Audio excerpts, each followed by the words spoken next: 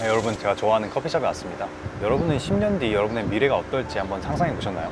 저는 제가 지금까지 누린 것들을 그대로 누리면서 좀 더 여유롭고 좀 편안한 삶을 꿈꾸는데요.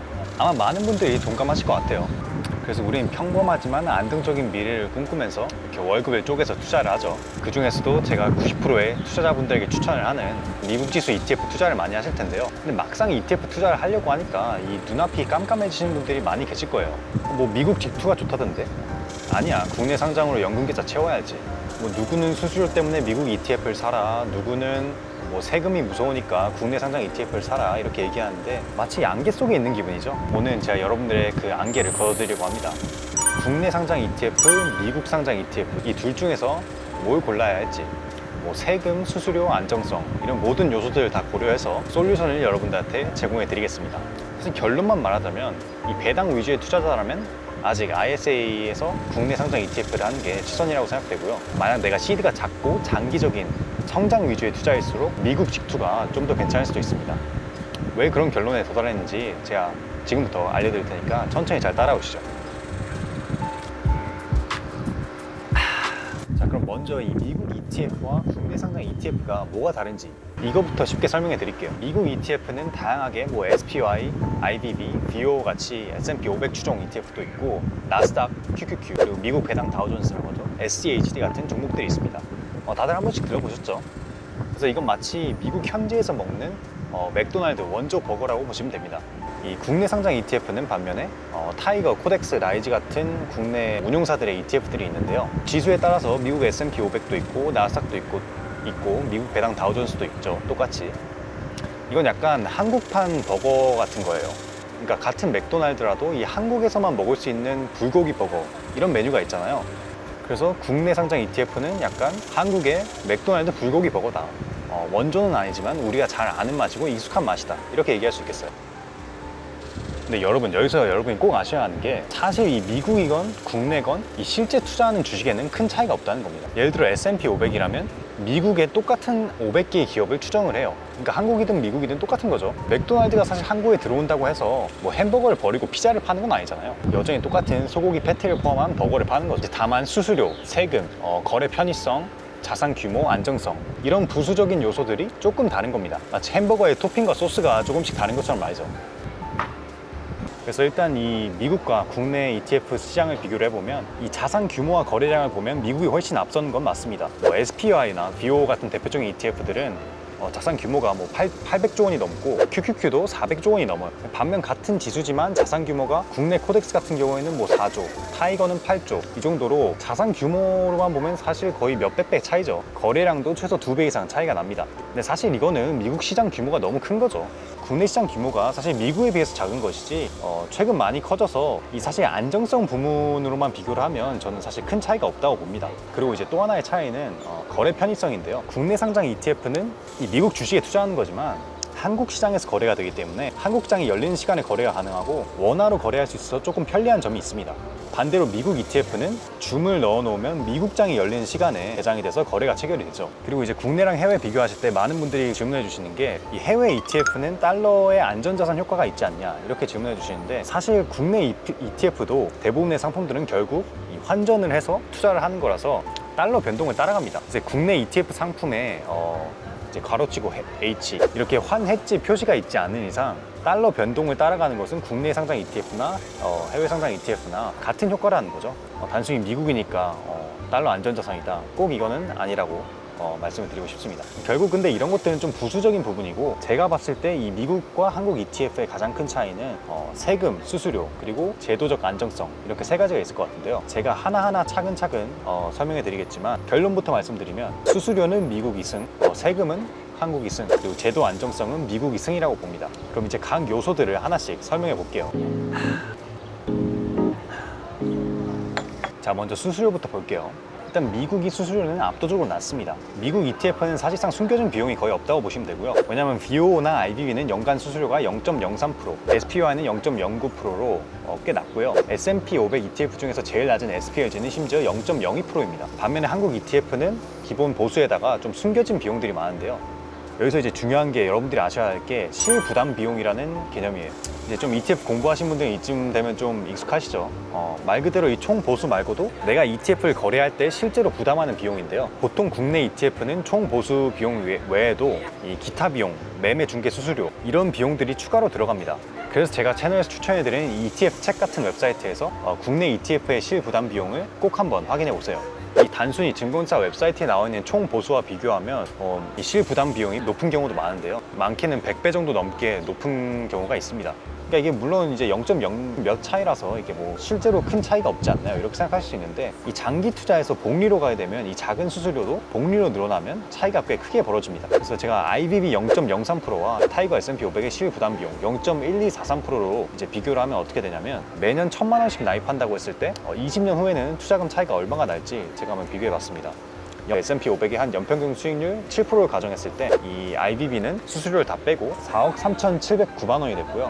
타이거는 4억 3,233만 원이 됐습니다. 그러니까 476만 원 정도 차이가 난 거죠. 그러니까 뭐 20년이니까 이 정도는 엄청 큰 돈이 아니라고 생각할 수도 있겠지만 아예 무시할 수는 없는 금액이죠. 그래서 만약 정말 순전히 수수료만 따진다면 미국 ETF가 한국보다 훨씬 낫습니다. 근데 여러분 여기서 국내 ETF가 해외 ETF를 뒤집을 한 방이 있습니다. 바로 세금입니다.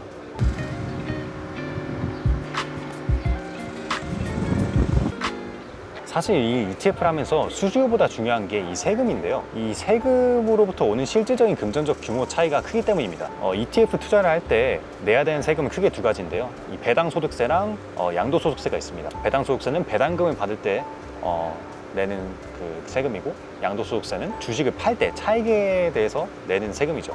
근데 제가 이제 제 채널을 보신 분들 아시겠지만 국내 상장 ETF에 투자를 하시게 되면 제가 항상 채널에서 ISA나 연금계좌 같은 절세계좌에서 투자를 하라고 강력 추천드렸잖아요. 그래서 오늘 비교를 할 때는 일반 계좌에서 미국 ETF를 직투했을 때랑 ISA, 연금계좌 등의 절세계좌에서 국내 ETF를 투자했을 때 그 차이를 비교를 해보도록 하겠습니다.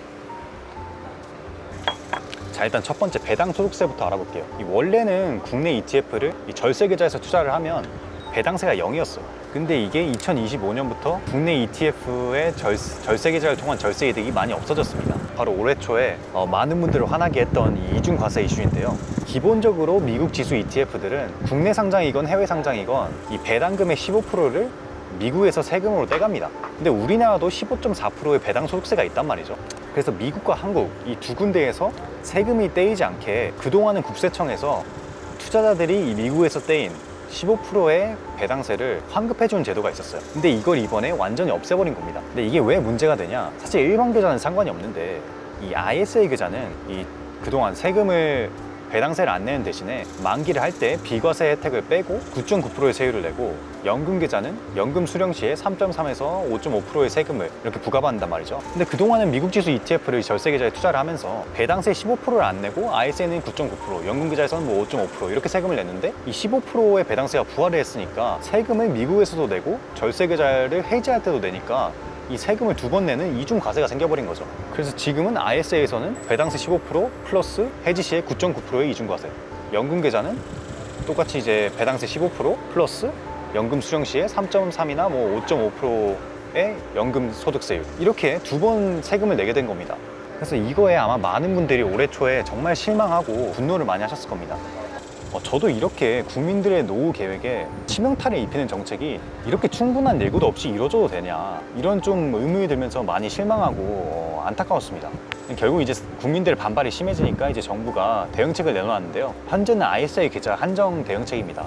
바로 크레딧 제도인데요. 이 크레딧 제도가 뭐냐면 여러분이 미국 지수 ETF에서 받은 배당금의 14%를 크레딧으로 쌓아둡니다. 그리고 쌓아둔 크레딧을 ISA 계좌를 해지해야 할 때 내야 하는 세금에서 까주는 거죠. 그러니까 만약 해외 ETF에서 5년간 100만 원의 배당세를 총 냈다면 ISA를 해지할 때 100만 원만큼 세금을 깎는 데 쓸 수 있는 겁니다. 그러니까 쉽게 말하면 이거예요. 정부가 가계부를 적어뒀다가 나중에 세금을 낼 때 이 현금처럼 빼주는 쿠폰이라고 생각하시면 쉽습니다. 근데 사실 이게 100% 완전 보상을 해주는 대안책은 아니에요. 왜냐하면 크레딧이 ISA를 계좌를 해지를 할 때 내는 세금만큼만 깎을 수 있고, 크레딧이 남으면 이걸 돈으로 환급해주지 않습니다. 그러니까 예를 들어서 ISA 해지할 때 내는 세금이 300만 원이고 크레딧으로 500만 원을 쌓았다면 이 나머지 200만 원은 그냥 없어지는 거죠. 그래서 사실 배당 투자를 위주로 하시는 분들은 이 ISA의 매력이 예전보다 조금 떨어진 거 맞습니다. 사실 근데 더 큰 문제는 연금 계좌예요. 이 정부도 연금 계좌에서 ISA와 비슷하게 대책을 내놓겠다고 했는데 이 세법을 수정하는 과정이 좀 오래 걸리다 보니까 이게 시간이 꽤 걸리고 있습니다. 언제쯤 확정될지도 모르고요. 아니 근데 세법이 이렇게 바뀌면 투자를 어떻게 장기로 하냐. 예를 들어서 전략 하나를 내가 취해서 이렇게 실행을 하고 있는데 뭔가 뒤통수를 맞은 느낌이다. 너무 불안하다. 이렇게 생각이 드실 거예요.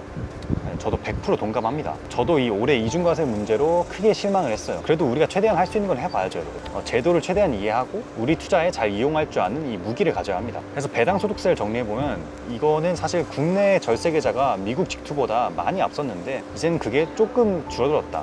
뭐 ISA는 아직 괜찮지만 연금 계좌는 좀 아직 지켜봐야 한다. 근데 다행히 이 양도소득세, 두 번째 세금, 이 양도소득세 측면에서는 국내 ETF가 아직 앞서고 있습니다. 양도소득세는 주식을 매도할 때 이 매매 차익에 내는 세금인데요. 이건 미국과 국내 주식이 차이가 좀 큽니다. 아까 말한 연금 계좌는 이 매매 차익에 계속 세금을 안 내다가 연금 수령 시에만 3.3에서 5.5%의 세금을 내게 되는데요. ISA 같은 경우도 해지할 때 200만 원의 비과세 혜택을 빼고 9.9%의 세금만 냅니다. 하지만 이제 미국 직투의 경우 연 250만 원의 비과세를 빼고 22%의 세금을 내요. 국내 절세 계좌의 한 자릿수 세율과 비교하면 22%는 좀 높게 느껴지시죠? 그래서 대부분의 경우 이 배당 위주의 투자가 아니라면 여전히 ISA, 연금 계좌에서 하는 국내 ETF 투자가 좀 유리합니다. 근데 이제 대신에 미국 직투가 양도세 측면에서 유리할 수 있는 부분이 한 가지가 있는데요. 바로 시드가 적어서 매년 이 250만 원의 비과세 혜택을 활용할 수 있는 소액 투자자분들입니다. 제가 채널에서 소개시켜드린 전략인데요. 매년 250만 원 비과세 혜택을 활용하기 위해서 한 해 동안의 주식 매매 기록을 모두 합친 이 손익통산이 250만 원이 될 정도만 주식을 매도를 했다가 그 주식을 바로 다시 매수를 하게 되면 올해에는 양도세를 아예 안 내게 되면서 평단가는 높일 수 있는 거죠. 그러니까 평단가가 올라가면 좋은 점은 나중에 이 주식을 팔게 됐을 때 매매 차익이 추후에 더 줄어들게 되니까 그만큼 세금을 아낄 수가 있죠. 그래서 만약 내가 적은 돈으로 미국 주식을 시작을 했고 배당보다는 좀 성장 위주의 투자다. 예를 들어서 뭐 사회초년생 2030 투자자분들은 뭐 금액이 좀 작고 아무래도 성장 위주로 투자를 하다 보니까 그러면 이제 미국 직투를 작은 비중이라도 가져가는 것은 전혀 나쁜 선택이 아니다. 이 말입니다. 이제 물론 이제 매년 양도세를 신고를 해야 되는 수고가 좀 있긴 합니다. 왜냐하면 배당세는 이제 원천 징수돼서 내가 따로 신고할 필요는 없는데 양도세는 매년 5월에 신고를 해야 되니까. 근데 요즘은 증권사에서 이 신고 대행 서비스를 많이 제공해주고 있어서 우리가 드리는 큰 수고는 별로 없다고 보셔도 좋습니다. 그래서 배당세와 이 양도세를 같이 정리를 해보면 원래라면 절세 계좌와 이 국내 상장 ETF 이 조합이 압도적으로 승이었습니다. 근데 이중 과세 이슈로 절세 계좌 이득이 조금 줄어들긴 했지만 그래도 아직 절세 계좌의 그 낮은 세율이 있기 때문에 국내 상장 ETF가 미국 ETF를 이긴다. 연금 계좌는 좀 지켜봐야 하겠지만 ISA의 경우에는 아직 쓸만하다. 이렇게 정리할 수 있겠네요. 그리고 이 세금, 수수료 말고도 한 가지 중요한 요소가 있는데요. 바로 제도적 안정성입니다. 장기 투자를 하시는 분들에게 사실 가장 중요한 건 이 제도적으로 안정적이어야 된다는 거예요. 왜냐면 길게 가야 되니까 하룻밤 사이에 이 세법이 바뀌거나 뭐 제도가 바뀌어가지고 나의 미래 투자금이 줄어든다면 이거 정말 뭔가 기분 나쁜 상황이잖아요. 그런 측면에서 제가 생각했을 때 제도적 안정성 측면은 미국 ETF가 승이라고 봅니다. 아까 말했듯이 전 진짜 이 이중 과세 논란으로 좀 많이 실망을 했습니다. 국민들의 은퇴와 인생에 관여되는 이 정책을 어떻게 이렇게 큰 대비와 고지 없이 이렇게 실행시킬 수 있는지 이게 진짜 말이 되나요? 그래서 앞으로 이 정부에서 뭐 세수를 더 확보해야 되는 상황이 오게 된다면 이제 이 세법이 또 언제 바뀔지 모르니까 이게 좀 불안한 건 사실입니다. 물론 이제 해외 직투 양도세율을 높일 수 있는 가능성도 있지만 이미 한번 건드린 이 절세 계좌를 또 다시 안 건드린다는 보장이 없죠. 그래서 이 장기 투자에 정말 중요한 이 제도적 안정성, 이 지속 가능성 측면에서는 미국 ETF가 한국 ETF보다 조금 우위이지 않을까 이렇게 생각을 합니다. 자, 그럼 이제 지금까지의 내용을 4가지 기준으로 정리를 해볼게요. 일단 첫 번째는 규모의 안정성. 이 측면에서는 둘 다 비슷하다. 왜냐하면 국내 ETF 시장이 최근 많이 커지긴 했으니까. 그리고 수수료. 이거는 미국 ETF가 숨은 비용이 없어서 한국 ETF보다 훨씬 낫다. 그래서 미국 승. 그리고 세금은 물론 미국 직투가 뭐 소액 투자의 경우에는 이기는 경우가 있겠지만 대부분 절세 계좌를 활용하면 국내 ETF가 승이다. 아직까지는. 그리고 네 번째는 장기 지속 가능성, 제도적 안정성인데 이 부분에서는 미국이 앞선다. 그래서 사실 비교해보면 뭐 미국이 근소승이다 이렇게 얘기할 수도 있겠는데요. 그래도 저는 이 세금의 차이가 무시할 수 없는 부분이기 때문에 국내 ETF를 가져가는 게 전혀 나쁜 선택이 아니라고 봅니다. 그래서 사실 이 둘 중에 고르는 게 사실 큰 의미가 없을 수도 있는데 사실 이 두 개를 같이 들고 가는 것도 괜찮은 방법이라고 봅니다. 정말 이제 그냥 둘 중에 하나만 추천해달라 아니면 그냥 결론을 내달라 이런 분들이 있으시니까 제가 딱 정리를 해드리겠습니다. 연령별, 상황별로 정리를 해드릴게요. 일단 첫 번째 20, 30대 직장을 잡고 첫 투자에 시작한 지 얼마 안 되신 분들 있잖아요. 이런 분들은 좀 대부분 20년, 뭐 30년 이상 장기적인 투자 목표를 가진 분들이 많겠죠. 핵심 목표는 사실 배당보다는 매매 차익, 좀 장기적인 성장일 겁니다. 가격 상승이겠죠. 그래서 이런 분들은 사실 미국 직투 위주로 가도 좋다. 뭐 비율은 정하기 나름이지만 뭐 예를 들어서 미국 ETF 7, 한국 ETF 3 이렇게 가져가도 괜찮다. 이유는 이 양도 차익 매년 250만 원의 비과세 혜택을 활용할 가능성이 크기 때문입니다. 250만 원 매년 이렇게 활용을 하면 세금을 매년 0으로 깎으면서 미래 세금을 줄이고 초반에 시드를 쌓을 수 있기 때문인데요. 근데 이제 투자금이 점점 커져서 250만 원 비과세 혜택을 활용하기 힘들거나 아니면 이 혜택이 좀 미미해진다면 ISA 국내 ETF의 투자 비중을 늘리는 것도 괜찮죠. 왜냐하면 ISA를 만들어 놓으면 이게 크레딧 제도가 있으니까 배당세는 어느 정도 돌려받을 수 있고 이제 9.9%의 낮은 세율이잖아요. 그리고 이제 ISA를 만들어 놓으면 나중에 연금 계좌로도 전환이 가능하니까. 그래서 만약 2030 투자자분들도 배당이 조금 있는 투자를 한다 그러면 ISA로 시작을 하는 것도 추천을 드립니다. 3, 40대 좀 중년 직장인, 이 현금 흐름 위주의 배당 투자자분들이 있잖아요. 이런 분들은 약간 배당과 성장을 이제 반반으로 갖고 가는 경우가 많은데 제가 추천드린 거는 이 ISA를 통한 국내 ETF 위주로 가져가는 것도 괜찮습니다. 그래서 뭐 ISA 국내 ETF 6, 미국 직투 4, 아니면 뭐 7대3 이렇게 가져가도 되고요. 아무래도 시드가 크다 보니까 미국 양도세, 이 비과세 혜택 매년 250만 원의 효과가 좀 미미해요. 그래서 차라리 ISA에서 14%의 배당 크레딧을 받으니까 이걸 쌓아서 ISA 해지 시에 세금을 줄여서 배당과 성장을 같이 갖고 가는 전략을 취하는 것도 괜찮습니다. 그래서 여기서도 만약 내가 연금 저축을 하고 싶다 그러면 ISA를 나중에 해지하고 연금 저축으로 전환할 수 있잖아요. 그걸 활용하셔도 좋고. 그래서 노후 대비용 투자를 한다면 배당 ISA를 통해서 배당 투자를 쌓아가면서 연금 저축으로 전환 옵션이 언제든 있다. 그리고 마지막 이제 50대 좀 은퇴를 앞둔 투자자분들 있잖아요. 이분들은 은퇴를 좀 준비하셔야 되는데 현재로서는 어쩔 수 없이 이 연금 계좌에 낮은 세율을 보고 연금저축 위주의 투자를 하는 게 맞다고 봅니다. 그래서 뭐 연금저축 위주로 거의 뭐 한 80% 90% 가면서 뭐 일부 미국 ETF를 직투로 가져간다든지 이런 식의 방법을 취할 수 있겠죠. 어쨌든 은퇴를 앞두고 있으면 이 시드머니가 크단 말이죠. 그러면 이 미국 직투를 하게 되면 22%의 세율을 내야 되는데 이게 좀 부담이 되니까 그거보다는 5.5%의 연금저축 세율이 훨씬 낫거든요. 그래서 연금계좌를 유지하면서 이 연금계좌에서 ISA와 비슷한 이 크레딧 제도가 도입이 되는지 이걸 유심히 지켜보는 게 좋을 것 같습니다. 근데 만약 정말 불안하시다면 일부는 미국 ETF 직투로 방어를 해두는 것도 괜찮다. 네. 근데 이런 분들도 있을 거예요. 나는 선택 장애라서 둘 중에서 못 고르겠어. 그냥 복잡한데 미국이랑 국내 ETF를 둘 다 갖고 가면 안 되는 거야. 근데 이게 맞습니다. 저는 사실 둘 다 해보면서 찍먹을 해보는 걸 추천해요. 근데 이제 대신 앞서 말한 이 상황에 따라서 비율을 좀 바꿔가면서 수정을 해나가는 거죠. 왜냐면 이게 사람마다 상황이 너무 다르고 이 단정 짓기가 어려워요. 또 세법이 계속 바뀌기 때문에 이 지금 올린 영상이 한 달 뒤에는 답이 달라질 수도 있고요. 사실 제일 중요한 것은 이 세법을 제대로 이해하는 것입니다. 어떤 상황일수록 뭐가 유리한지 이걸 이해를 하면 스스로 판단할 수 있는 거죠. 그래서 방금 제시해드린 유형별 전략에 따라서 조금씩 나만의 입맛대로 맞춰 나가길 바랍니다. 그러니까 예를 들어서 나는 투자를 작은 돈으로 시작한 지 얼마 안 됐어. 그럼 미국 직투가 유리할 수도 있겠네. 그럼 미국 직투 위주로 뭐 8대2나 9대1 이렇게 시작해볼까? 이런 식으로 전략을 짜가는 거죠. 이런 핵심 원리를 이해하고 바뀐 상황에 맞춰서 대응해 나가자는 거죠. 그래서 오늘 제가 좋아하는 카페에 와서 에스프레소 마시면서 이렇게 좀 ETF 얘기를 해봤는데요. 영상에서 말한 걸 한번 이제 정리를 해볼게요. 미국과 국내 ETF의 차이점, 그리고 상황별로 취하면 좋은 투자 전략을 알아봤는데요. 사실 여기서 좀 시드가 작을수록 좀 성장 위주의 투자일수록 미국 직투 비중을 높게 가져가는 건 괜찮다. 근데 아직 배당 위주 투자의 비중이 높을수록 아직은 그래도 국내 상장 ETF를 ISA 계좌로 가져가는 게 괜찮다. 연금 계좌는 좀 더 지켜볼 필요가 있겠다. 사실 여기서 제일 중요한 것은 여러분이 뭐라도 지금 시작하는 겁니다. 가장 위험한 것은 이렇게 생각만 하고 투자를 시작 안 하는 거예요.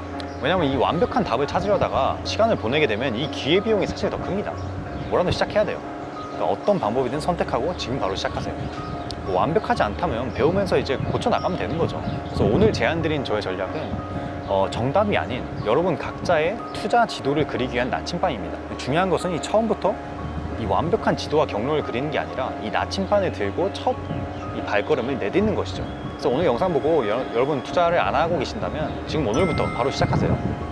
어떤 방법을 선택하든 10년 뒤에 여러분은 지금의 여러분을 굉장히 고마워하고 있을 겁니다. 그리고 어떤 ETF를 골라야 할지 모르겠다. 나는 ISA 연금 계좌에 대해서 잘 모른다, 이런 초보분들을 위해서 제가 다양한 미국 ETF와 절세 전략에 관한 내용들을 플레이리스트로 정리해놨으니까 이 고정 댓글을 참고해주세요. 그리고 또 여러분은 미국 기투와 국내 상장 ETF 중에서 어떤 방법으로 투자하고 있는지도 댓글로 한번 남겨주세요. 그 외에도 뭐 여러분들 ETF 투자하시면서 걱정거리가 있다면 그것도 댓글로 남겨주시고요. 그래서 오늘 영상이 도움이 되셨다면 구독과 좋아요, 알림 설정 한 번씩만 부탁드리고, 좋아요 눌러두시면 이 영상에서 다룬 내용 나중에 까먹지 않게 유튜브에 돌아와서 찾아볼 수 있으니까 한 번씩만 부탁드립니다. 다음 영상에서 더 제가 또 재밌는 유용한 투자 정보로 또 찾아뵙도록 하겠습니다. 결국 제일 중요한 것은 타이밍 더 마켓이 아니라 타임 인 더 마켓입니다, 여러분. 아시겠죠? 네, 그럼 저 이거 아보카도 토스트 아까부터 못 먹고 있었는데 이거 좀 먹어야겠습니다. 여러분, 다음 영상에서 뵙도록 하겠습니다. 안녕.